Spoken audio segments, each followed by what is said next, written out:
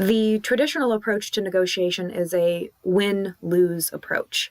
We call this distributive negotiation or distributive bargaining. Usually negotiation and bargaining, those two words can be used interchangeably. Distributive bargaining, it means one party is the winner and the other party is the loser.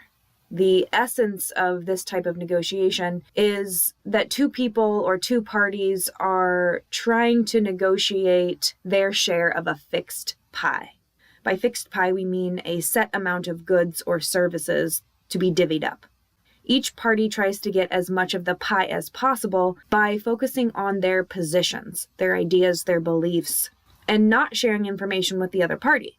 This approach may benefit you if you're buying a car, but it's not useful if you want to work with the other party again. People don't want to negotiate with you if they always lose.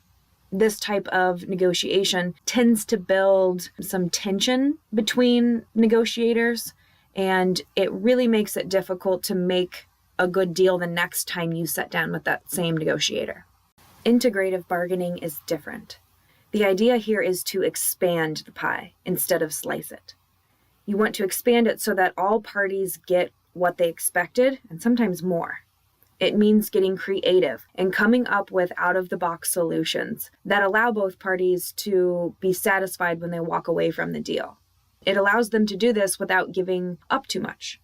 Both parties have to stay focused on their interests, what they want, and what is available, as well as their long-term goals.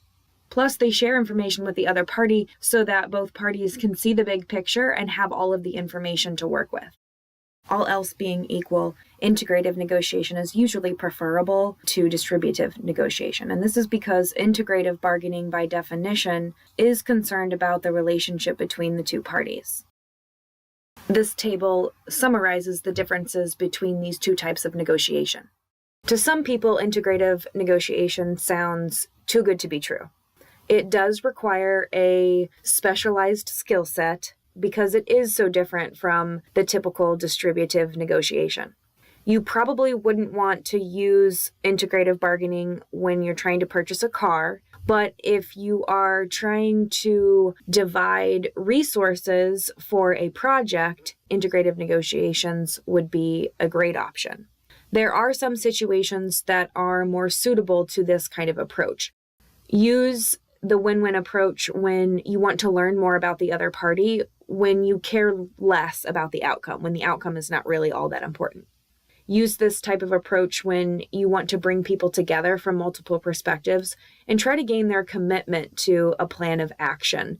Because integrative negotiation integrates different people's ideas, options, creative solutions, it can make people feel more tied to the solution and therefore more committed to it.